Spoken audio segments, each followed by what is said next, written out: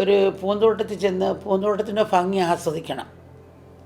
പക്ഷെ അവിടുത്തെ ഇലകളോ കൊഴിഞ്ഞു കൊഴിഞ്ഞ പൂവോ ഒന്നും എടുത്ത് മാറ്റിയില്ലെങ്കിൽ അതിനകത്ത് മുൾച്ചെടികൾ വളർന്നു, പാമ്പ് കയറി, വിഷപ്പാമ്പ് കയറി, പിന്നെ സുഗന്ധമല്ലായിരിക്കും ചെയ്യുന്ന നാറ്റമായിരിക്കും ഉണ്ടാകുന്നത്. അപ്പോൾ ഇഷ്ടത്തിന് ജീവിക്കാമെന്ന് വെച്ചാൽ ഇതാണ് ഇഷ്ടം. തനിക്ക് മറ്റൊന്നും ചെയ്യാൻ പറ്റില്ല, സന്തോഷിക്കുക, ഇതാണ് സന്തോഷം. എത്ര നാൾ നിൽക്കും അത്? അപ്പോൾ അതുകൊണ്ട് പാല് വളരെ നല്ലതാണ്. ചീഞ്ഞാൽ അതിൻ്റെ 10 ഇരട്ടി വെറുപ്പോടെ നമ്മളെടുത്ത് കളയും, ചീത്തയായ. അപ്പം നമ്മൾ ഇതിനും അതിൻ്റെ സ്വഭാവം മനസ്സിലാക്കി നീങ്ങണം.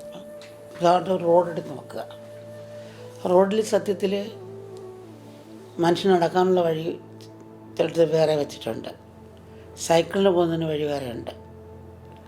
അതുപോലെ മൃഗങ്ങളെ കൊണ്ടുപോകുന്ന സ്ഥലം വേറെ കാണും, വണ്ടി ഓടിക്കുന്ന സ്ഥലം വേറെ കാണും, ലൈറ്റുണ്ട്. ശരിക്കും നോക്കുമ്പോൾ പച്ച ലൈറ്റ്, ചുമ ലൈറ്റുണ്ട്, ഇവിടെ നിർത്തണം, എപ്പോൾ വിടണം, ഇങ്ങനെയൊക്കെ ഒരു നിയമമുണ്ട്. അത് പുറത്തുള്ള നിയമമാണ്. ഈ നിയമം പാലിച്ചില്ലെങ്കിൽ നമുക്കും കഷ്ടമുണ്ടാകും, മറ്റുള്ളവർക്കും കഷ്ടമുണ്ടാകും. അപ്പോൾ ഈ നിയമങ്ങളെല്ലാം നമ്മൾ പാലിക്കുകയും ചെയ്യുന്നുണ്ട്. പാലിക്കാത്തവർക്ക് കഷ്ടം കാണുന്നു. ഇപ്പോൾ വണ്ടി ഇത്ര കിലോമീറ്റർ ഓടിക്കാവുള്ളൂ, ബെൽറ്റ് ഇടണം. എനിക്കിഷ്ടമുള്ള ബെൽറ്റ് ഇടാൻ പോലീസ് പിടിച്ചിട്ട് ഫൈനുണ്ടാകാം. അപ്പോൾ നീ ഫൈൻ അടിക്കുമ്പോൾ പോലീസുകാർ ചീത്ത പറയും, അല്ലെങ്കിൽ മറ്റുള്ളവർ ചീത്ത പറയും. വലിയ ആക്സിഡൻറ്റും ആകാം ബെൽറ്റ് ഇട്ടില്ലെങ്കിൽ, നമ്മുടെ തന്നെ പൊട്ടിപ്പോകും.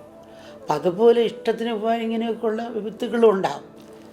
ഇതുപോലെ അകത്തും ഒരു നിയമമുണ്ട് എന്നുള്ളതാണ്.